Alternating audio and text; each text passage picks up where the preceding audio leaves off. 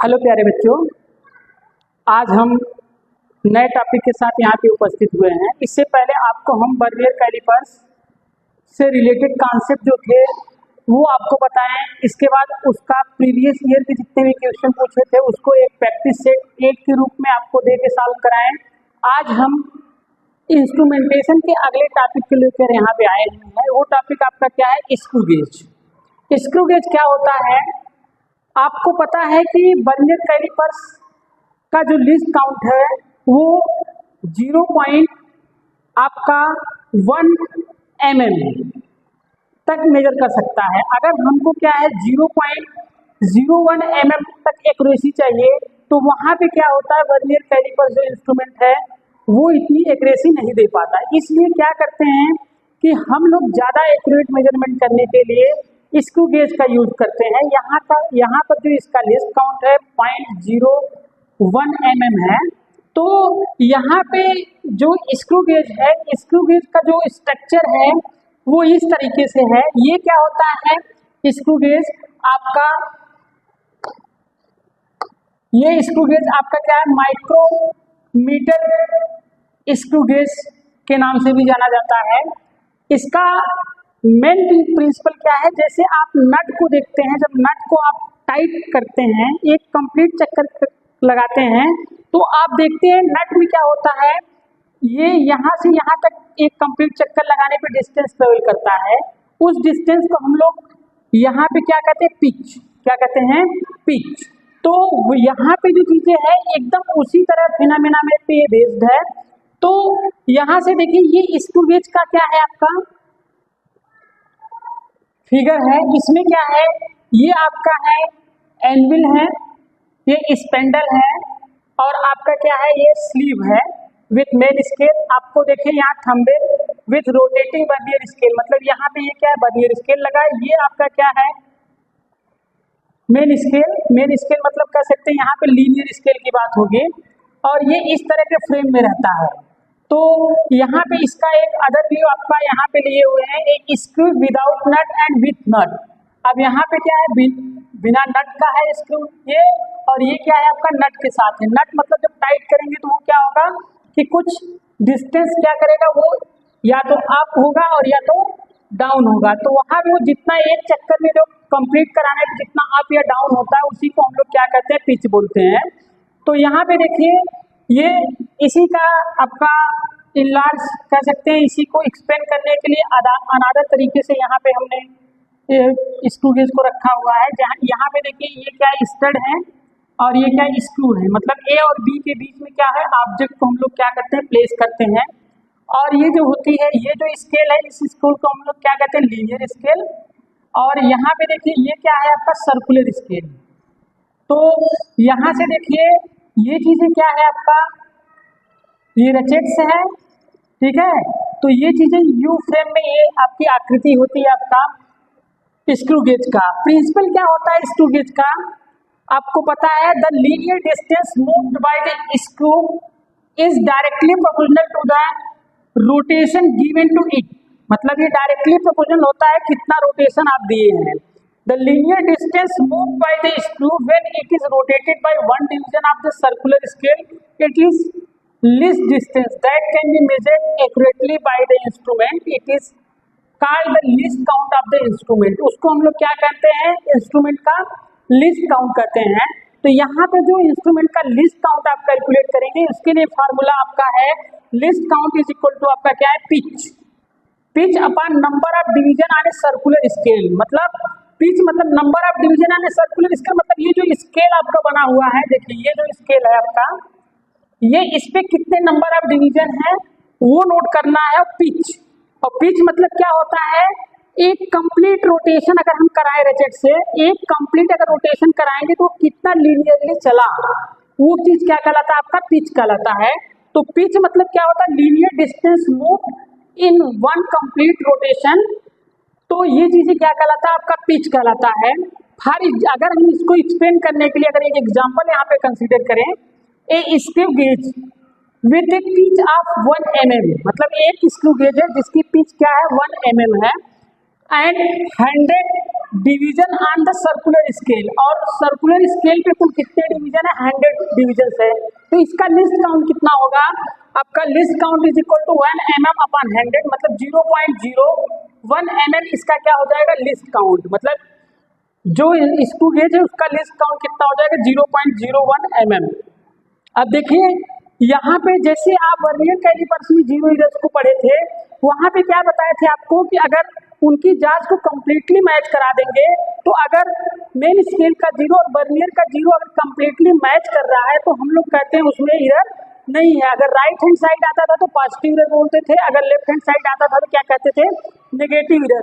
वही कॉन्सेप्ट का यूज करते हुए यहाँ पे भी आप दो तरीके से आपके जीरो इरर्स होते हैं, एक को कहते हैं पॉजिटिव जीरो इरर, दूसरे को क्या कहते हैं, negative error. Positive zero error में क्या है, जो लीनियर स्केल का जीरो है, अगर सर्कुलर स्केल का जीरो जस्ट इसके बिलो लाई कर रहा है तो उसको हम लोग क्या कहते हैं, आपका पॉजिटिव जीरो इरर। अगर लीनियर स्केल का ये जो जीरो है इसके ऊपर आपका सर्कुलर का जीरो लाई कर रहा है तो इसको हम लोग क्या कहते हैं, नेगेटिव इरर। करेक्शन के लिए आपको पहले ही बताए हैं, पॉजिटिव इरर है तो माइनस कर देते हैं, नेगेटिव इरर है तो प्लस कर देते हैं। सिमिलर कॉन्सेप्ट जैसे आप वर्नियर कैलिपर्स में पढ़े उसी तरह आपको यहाँ पे भी करना है।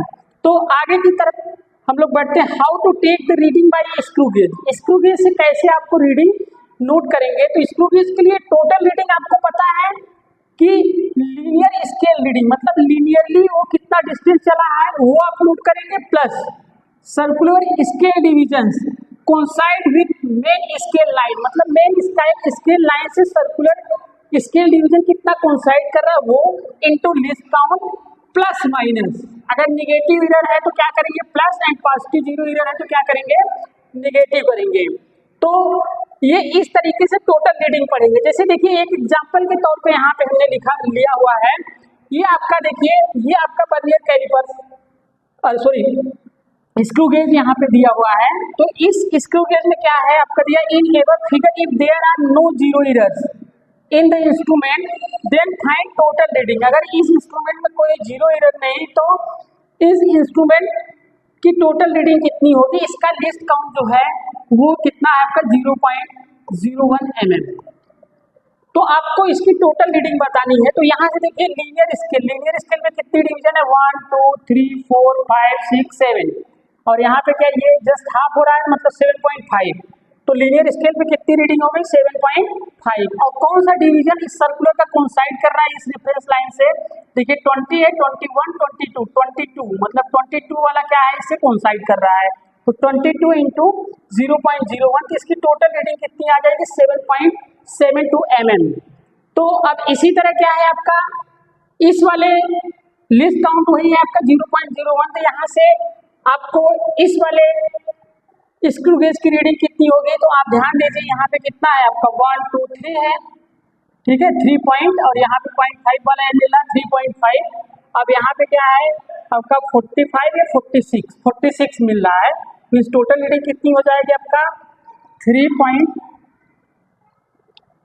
3.5 प्लस 46 इंटू 0.01, तो टोटल रीडिंग कितनी हो जाएगी 3.5 प्लस 0.46 मीन्स 3.96 mm। इसकी रीडिंग कितनी हो जाएगी 3.96 mm। ये रीडिंग लेने का तरीका है आपका स्क्रू गेज का। इसी तरह इसका भी रीडिंग लेंगे तो इसकी वैल्यू कितनी आ जाएगी 3.56 mm आएगा। तो अब यहाँ पे देखिए एक हम क्वेश्चन आपका लिए हुए हैं, a student measure the diameter of A small steel ball using screw gauge.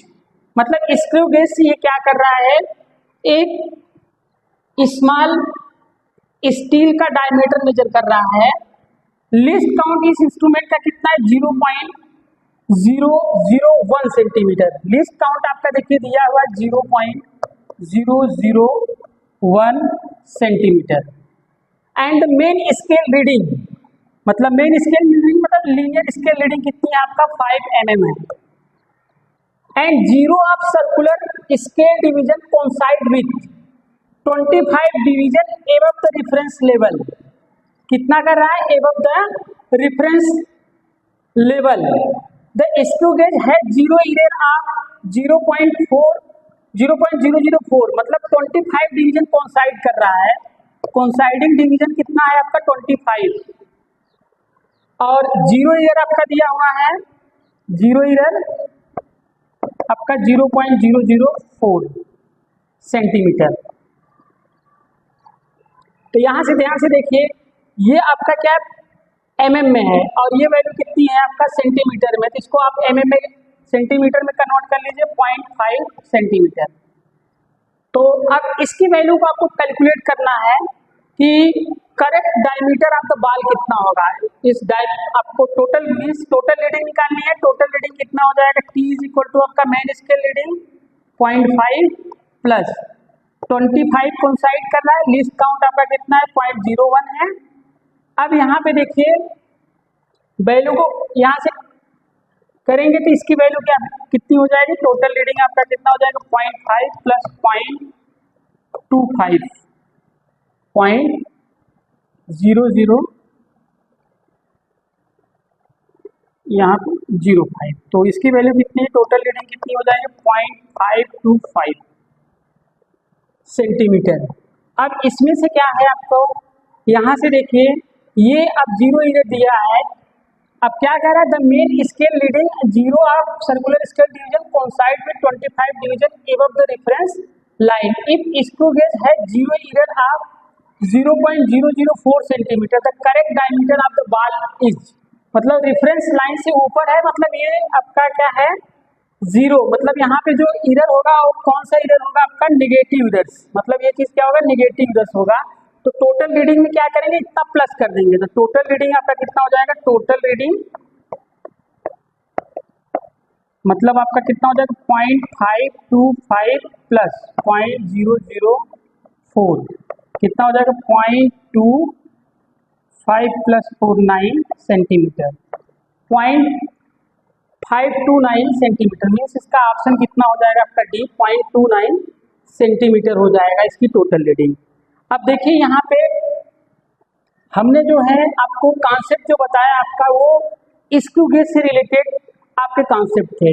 अब स्क्रू गेज से रिलेटेड जो भी क्वेश्चन आपको एग्जाम में पूछे गए हैं पिछले आपके IIT या नीट में, उसको हम आपको प्रैक्टिस सेट के रूप में आपको प्रोवाइड करेंगे। तो आप लोग जो है ये थियरी जितना आपको हम बताएं उस थियरी को आप लोग अच्छे से देखिए, और जो प्रैक्टिस सेट आपको प्रोवाइड करेंगे इसके बाद प्रैक्टिस सेट 9 उसके क्वेश्चन को आप लोग कंप्लीटली सॉल्व करिए।